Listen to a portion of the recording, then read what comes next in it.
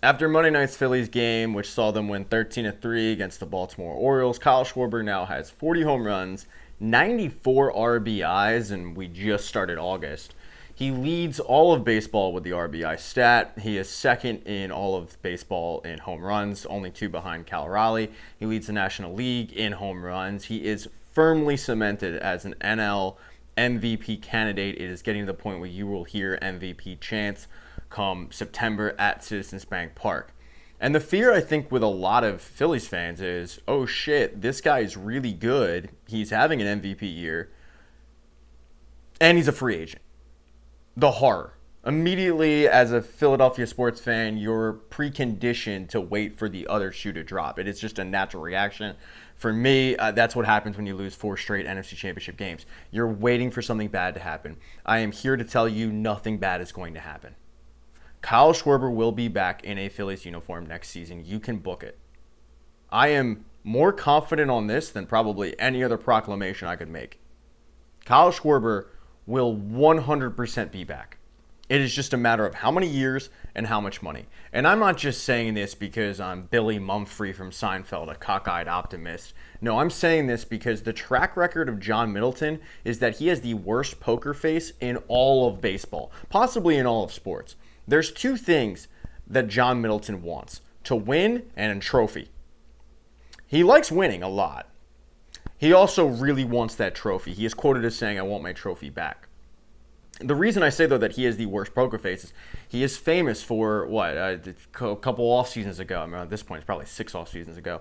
Him going to the winter meetings and the quote of, "I'm going to spend stupid money." We all remember the 2020 pandemic season. JT Realmuto is entering his final year of his contract. You've got Bryce Harper hitting home runs and signaling up to the owner's box, sign him. You've got the Fandemic crew who is going nuts outside of the ballpark. John Middleton goes to thank them, knowing full well what they're going to say, and every single one of them was like, "You got to bring JT back." And what happened? 5-year deal. They brought JT back. He caved. And by the way, JT Realmuto will be back, and the prime example of that is Rafael Marchand can barely get on the field. They don't have another option. They just traded their best catching prospect in Eduardo Taillé to get Jhoan Duran, even though Eduardo Taillé was probably 3 to 4 years away, but still, they trade him. He'll be back. My point of all of this is to say that he is willing to spend. He is willing to put his money where his mouth is. If you remember, the Phillies signed Kyle Schwarber first. They signed him to a 4-year deal. They signed Nick Castellanos second to a 5-year deal. It was a really good offseason for Dave Dombrowski. He hit it out of the ballpark. This offseason has been the opposite, for me at least. You didn't get a deal done with Schwarber in the offseason, and every single game it seems like the amount that it's going to cost you keeps going up. Your big signings were Max Kepler and Jordan Romano. And I don't necessarily blame Dombrowski for that, because I think what people fail to realize is a lot of the extensions that he gave out kicked in this season.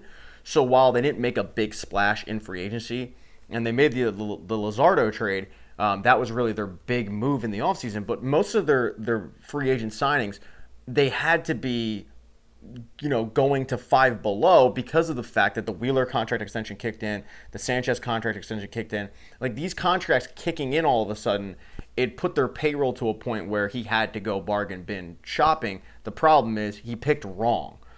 The biggest problem, though, with the offseason was the fact that he did have Schwarber and his agent negotiating and playing hardball, and he went, "Yeah, you know what, we'll wait. We'll wait till the season starts." Well, now he probably went from a $25 to $30 million player in that range, and now he's playing himself to a $30 to $35 million player in that range. But still, it's not your money. It's not my money. We don't really care, do we? No. This is why Bryce Harper took 13 years, $330 million. A lot of people will focus on that number, $330 million. And what they fail to realize is he took that number and that year because as soon as he signed it, the deal was a steal. He's getting $25 million. Like, he's a $40 million player, but he took that contract to give the Phillies a chance to contend. He realized, okay, I can't be taking this massive chunk of our payroll up. I can live with $25 million. Shockingly, I know. What I'm going to do is I'm going to sign that contract, and I'm going to take $25 million knowing full well that I'm going to be double that in a couple years or so. But I'm going to do that because I want to win a championship. I know I'm kind of getting off on the rails here a little bit because I'm kind of free flowing, but the reason why the Texas Rangers had to trade Alex Rodriguez way, way, way back in the day was because they gave him that large contract. He took up so much of their payroll that they couldn't contend. Bryce Harper learned from that mistake, signed a $330 million deal. He's only making $25 million. And the reason is he wanted to set the Phillies up so that they could re-sign a guy like JT Realmuto. And they could be in a position to re-sign a guy like Kyle Schwarber. Now, look, this all depends on how far they go. You know, if they make a little bit of a deep run in the postseason, and hopefully it ends with a parade, obviously, but if they make a deep run and they come up short, then it's just a matter of how fast John Middleton just slaps his checkbook on the table and says, we came this close, we're going to finish the job. We're going to run it back essentially with the same team, and now we have a closer. He's going to end up paying for it, and he's going to end up paying a luxury tax. My question then becomes, do the Phillies entertain trades for Aaron Nola in the offseason? Because, and I've said this before on John Marks' show when he's had me on, if you're wondering why the Phillies haven't signed Kyle Schwarber, it's because they used the Kyle Schwarber money and they signed Aaron Nola. I mean, like, if you look at how much Kyle Schwarber was about to demand, which again was, 25 to 30 million. I think Aaron Nola's getting like 24. I mean, it's not hard to do math here. The Aaron Nola contract looks to be one of the worst in baseball, but there will be teams that will go, he could be a frontline starter. He had an injury-plagued year. If they're in a big ballpark like a Seattle, all of a sudden it's like, well, the fly balls don't really bother us too much. Like we'll trade for him as a frontline starter. I mean, pitching is one of the things that teams are so desperate for, and a lot of teams will value Aaron Nola. Do I think they trade Aaron Nola in the offseason? I would be shocked, honestly.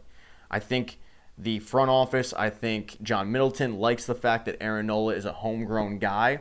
They're going to keep him. I think they're going to let Ranger Suarez walk. I thought that was a mistake when they signed Aaron Nola and they chose Nola over Suarez. I still think it's a mistake.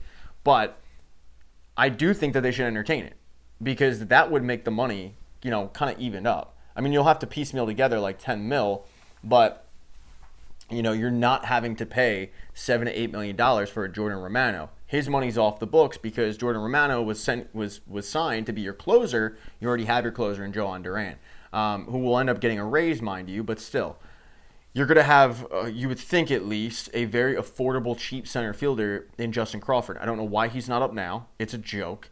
I know everyone's Jhoan Duran up. The Phillies still have an issue. They have one legitimate Major League Baseball outfielder, and that's Nick Castellanos. And other than that, they traded for right-handed Brandon Marsh. They have Brandon Marsh. They have Weston Wilson. They sent Johan Rojas down, even though he's, I think, better than all those guys. Well, he might not be better than Harrison Bader, but I think he's better than Brandon Marsh for sure, his defenses. And he adds an element that Brandon Marsh doesn't, which is speed on the base pass, but I'm like the only one that believes that. But all of this filibustering that I've done, and if you can't tell, I had a Coke. Not cocaine, but I had a Coke. So I'm like jittery.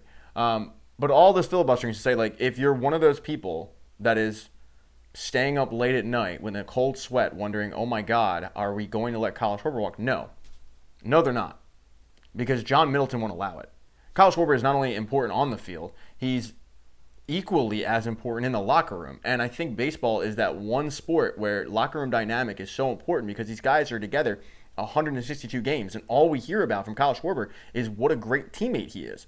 So to have that guy in the locker room and then producing on the field the way he is, there's no way in hell, no way John Middleton lets that dude walk. He will step in. He will fix a mistake if Dave Dombrowski is about to make it. And he will go, no, we're not playing this game. So I think if you're looking at it, JT Realmuto will be back and Kyle Schwarber will be back. Now is the part where I'm about to take a victory lap. Before I take that victory lap, I do need to do a mea culpa. Because, we got to even this out. We can't act like I'm always right. I'm certainly not. I was dead wrong about Kyle Schwarber. I didn't like that signing. When they made it, I thought it was the quintessential Phillies signing of like, okay, we're going to... basically, I thought Kyle Schwarber was like what Max Kepler was. Like, oh, okay, he might have been promising at one point, but he's kind of cooked. Although, granted, Kyle Schwarber was way better than Max Kepler. But my point is, like, I didn't think Kyle Schwarber was all that great. And I thought they gave him a lot of money.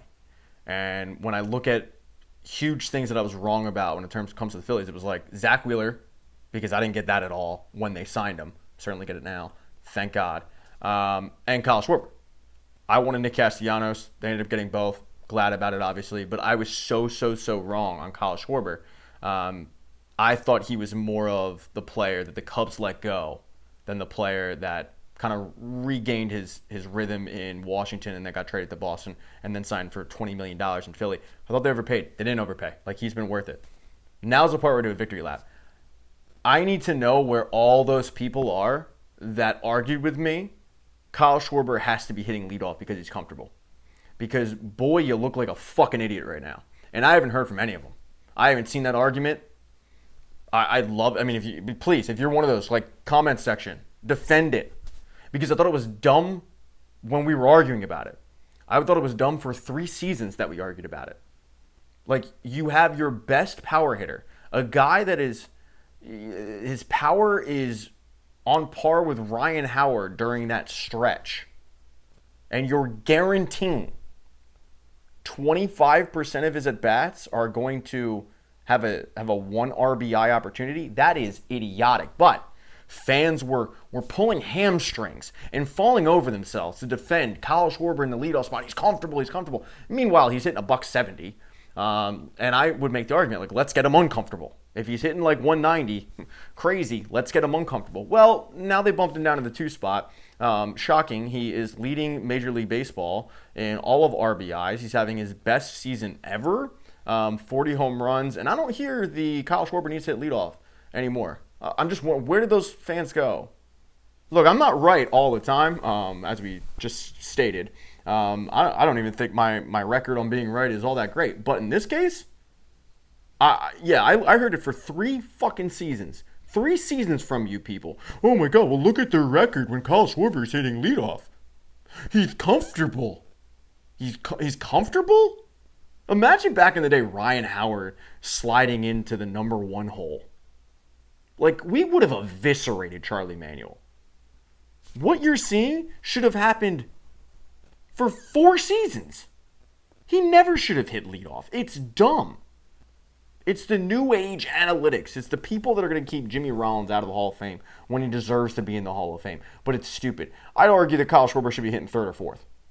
Like, again, he's your best power hitter.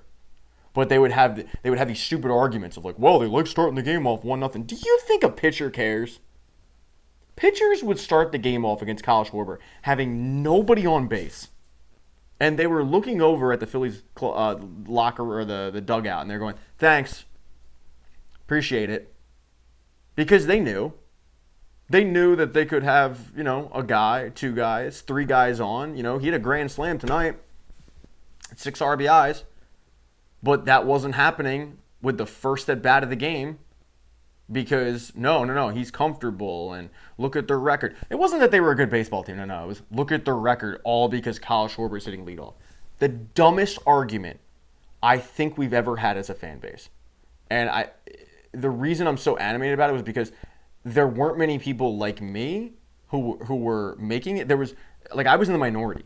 The majority of people were drinking this Kyle Schwarber leadoff Kool-Aid, and I'll never let it go. Because I heard for 3 seasons these stupid asinine arguments, I'm never letting it go. I will always be doing this victory lap. I'll be obnoxious about it. I'm sure people are smashing that unfollow button. Smash! Smash, smash, smash!